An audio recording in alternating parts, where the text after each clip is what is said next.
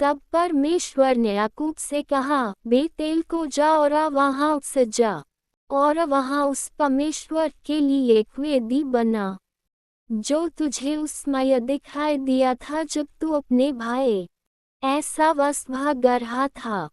तब याकूब ने अपने घराने और अपने साथ रहने वाले सब लोगों से कहा, अपने पास रखे हुए प्राय देवताओं को दूर कर दो, अपने आप को शुद्ध करो और अपने वस्त्र बदलो।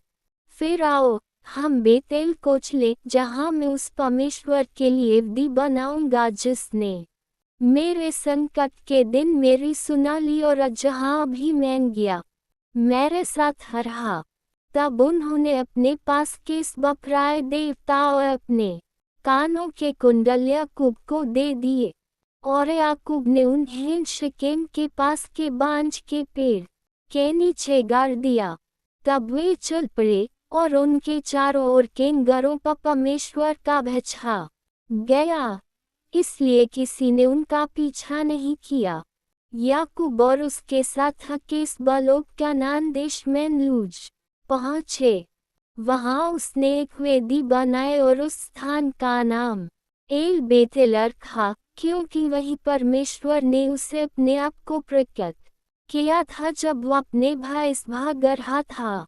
अब रेबका की धाय देबोरा मर गई और उसे बेतेल के नीचे एक बांज के पेड़ के नीचे दफनाया गया, इसलिए उसका नाम लोन बाकूत रखा गया। पद्दनराम से लौटने के बाद परमेश्वर फिर से याकूब को दिखाई दिया और उसे आशीर्वाद दिया। परमेश्वर ने उससे कहा, तेरा नाम याकूब है, परंतु अब तेरा नाम याकूब नहीं रहेगा, तेरा नाम इस्राएल होगा। इस प्रकार उसका नाम इस्राएल रखा गया। और परमेश्वर ने उससे कहा, मैं सर्वशक्तिमान परमेश्वर हूँ। फलो फूलो और बहुत बढ़ो, एक जाति और अजातियों का समुदाय तुझसे उत्पन्न होगा, और राजा तेरी संतान से निकलेंगे। जो देश मैंने इब्राहिम और इसहाक को दिया, वही मैं तुझे भी देता हूँ, और तेरे बाद तेरी संतान को भी यह देश दूंगा। फिर परमेश्वर उस स्थान से ऊपर चला गया जहाँ उसने उससे बातें की थी। याकूब ने उस स्थान पर जहाँ परमेश्वर ने उससे बातें की थी, एक पत्थर का स्तंभ खड़ा किया और उस पर घी चढ़ाया। उसने उस पर तेल भी डाला। याकूब ने उस स्थान का नाम, जहाँ परमेश्वर ने उससे बातें की थी, बेतेल रखा।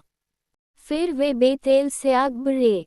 जब वे अभी एप्राता के पास ही थे, तब राहेल को प्रसव पीड़ा हुई और उसे बहुत कठिनाई हुई।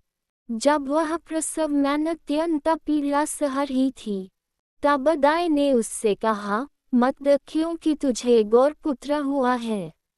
जब वह प्राण त्याग रही थी, क्योंकि वह मर रही थी, तब उसने अपने पुत्र का नाम बेन-ओनी रखा, परंतु उसके पिता ने उसका नाम बेन्यामीन रखा।